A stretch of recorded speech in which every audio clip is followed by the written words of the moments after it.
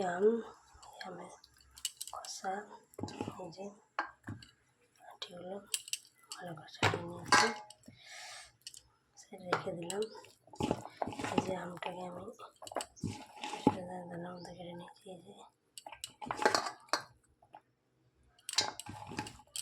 আমি নিয়ে নিয়েছি চিনি, গুড়, ময়রি, এই যে আর এখানে নিয়ে নিয়েছি কাজু কিশমিশ, এই যে কাজু কিশমিশ, আর এদিকে নুন। এখন আমি জল দিয়ে দেবো কড়াইয়ে, জল দিয়ে দিলাম, জল দিয়ে দিয়েছি এখানে। জলের মধ্যে আমি এখানে চিনিটা অ্যাড করছি, এই যে চিনিটা দিয়ে দিলাম। চিনিটা হয়ে গেল, অল্প পরিমাণে গুড় কালারটা আনার জন্য। চিনিটা গুড়টা ভালো করে নিতে হবে, চিনি গুড়টা ভালো করে জলের সাথে অ্যাড করে নিতে হবে। এবার আমি এখানে দিয়ে দিচ্ছি এই যে ময়রিগুলো, ঠিক আছে। কোথায় নাড়াচাড়া করতে থাকি, পরিমাণে নুন দিয়ে দেবো, নুন দিয়ে দিলাম।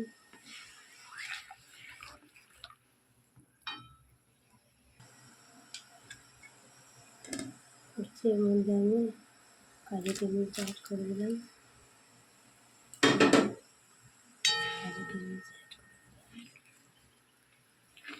কাজু কিশমিশ অ্যাড করে দেওয়া হয়ে গেলো। সুন্দর কালার আনার জন্য আমি গুড়টা অ্যাড করেছি, ঠিক আছে। গুড়টা অ্যাড করেছি, আমি আস্তে আস্তে এটা দিয়ে দেবো আমটা।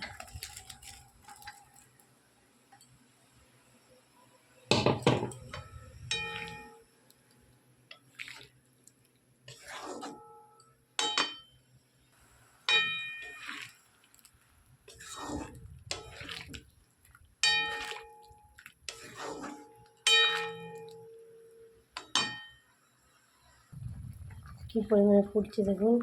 আমি অ্যাড করছি একটু হলুদ অ্যাড করে দিলাম। এবার আমি অ্যাড করব এই যে কাশ্মীরি মির্চ, রঙটা হওয়ার জন্য।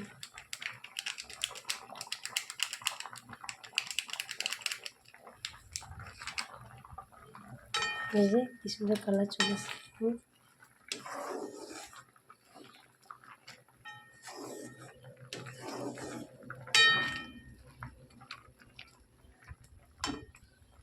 কি মারাত্মক কালার হয়েছে, একদম লাল হয়ে গেছে। এবার আমি এটাকে লো ফ্লেমে করে ঢেকে দেবো,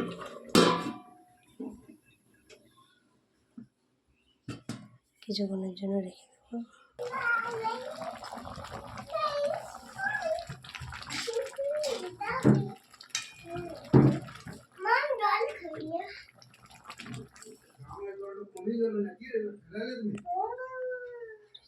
আমি রেখে দিন যে ওখানে।